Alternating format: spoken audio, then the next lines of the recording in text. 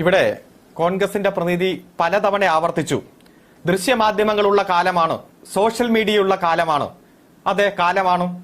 പകലു വാതിലെല്ലാം കൊട്ടിയടച്ച് ഇനി ചർച്ചയില്ല, ഞങ്ങളെല്ലാം അവസാനിപ്പിച്ചു എന്ന് പറയുകയും രാത്രി പോയി തലയിൽ തുണിയിട്ട് ചർച്ച നടത്തുമ്പോൾ ദൃശ്യമാധ്യമങ്ങളും സോഷ്യൽ മീഡിയയുമാണ് കോൺഗ്രസിന്റെ ഈ രാഷ്ട്രീയ പാപ്പരത്തം പുറത്തു കൊണ്ടുവന്നത്.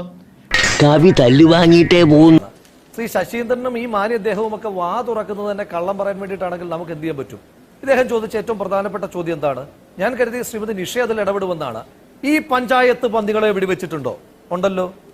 129 പന്നികളെ ഈ പഞ്ചായത്ത് വെടിവെച്ചിട്ടുണ്ടല്ലോ. ഇനി ഈ സംഭവം നടക്കുന്ന അതേ വാർഡിൽ 24 വെടികൾ വെച്ചിട്ടുണ്ടല്ലോ. അപ്പൊ അതൊന്നും അറിഞ്ഞിട്ടില്ലേ? അതോ ഈ എന്ത് കള്ളവും പറഞ്ഞൊരു ചർച്ചയ്ക്ക് വന്നിരിക്കുക എന്ന് പറയുന്ന പതിവ് ശൈലി ഇന്നും അനുവർത്തിക്കാമെന്നാണോ വിചാരിക്കുന്നത്? നമ്മുടെ മുന്നിൽ സ്വാഭാവികം. പിന്നെ അദ്ദേഹം എന്തോ പറയുന്നത് കേട്ടു, രാത്രിയിൽ തലയിൽ തോർത്തിട്ടുകൊണ്ട് ഞാൻ പോയി എന്ന്. ഞാൻ ശ്രീ PV അൻവറിന്റെ വീട്ടിൽ പോയതാണ് അദ്ദേഹം ഉദ്ദേശിച്ചെങ്കിൽ ഞാൻ ഒരു തോർത്തും ഇട്ടിട്ടില്ല. അവിടെ കുറെ ആളുകൾ നിൽക്കുമ്പോൾ തന്നെയാണ് പോയത്. പിന്നെ PV അൻവറിന്റെ വീട്ടിൽ പോകുമ്പോൾ തലയിൽ തോർത്തിടണമെന്ന് നിയമമുള്ളത് അത് CPM-കാർക്കായിരിക്കും. നിങ്ങൾ പോയ ശീലത്തിന്റെ പേരിലായിരിക്കും. അത് പിണറായി വിജയൻ മുൻപ് പോയിട്ടുണ്ടല്ലോ. പിണറായി വിജയനൊക്കെ പോകുമ്പോഴായിരിക്കും അവിടെ തലയിൽ തോർത്തിട്ടുകൊണ്ട് പോകുന്നത്. ഞങ്ങൾ ആരും പോകുമ്പോൾ തലയിൽ തോർത്തിട്ടുകൊണ്ടൊന്നും പോകാറില്ല.